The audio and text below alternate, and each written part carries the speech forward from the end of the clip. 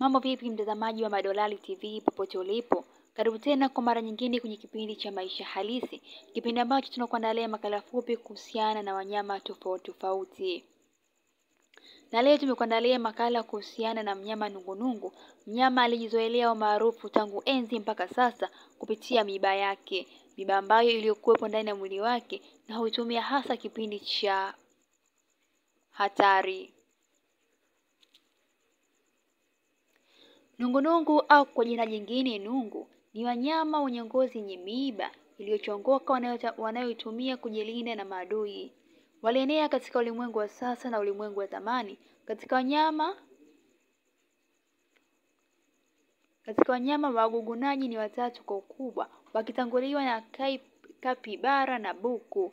Lakini pia nungu au nungunungu wana urefu kati ya sentimita 20 mpaka 25. Na uzito wanakaribia kilogramu 5.4 mpaka 16. Wana umbo la duara, wakubwa na wataratibu kweli kweli. Nungunungu au nungu wapo katika rangi mbalimbali. Rangi ya kijivu na mara chache rangi nyeupe, kujihami kwa kutumia miiba yao.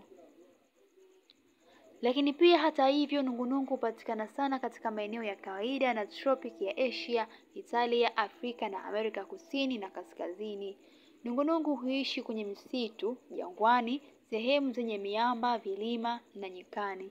Baadhi ya nungunungu wa dunia mpya huishi kwenye miti, lakini nungunungu wa zamani au wa dunia ya kale wanakaa sana ardhini.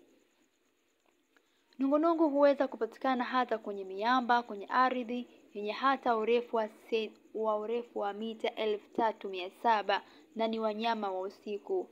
Mpaka kufikia hapa mtazamaji, tumehitimisha historia fupi ya mnyama nungunungu. Hayo ni machache kati ya mengi kuhusiana na mnyama huyo.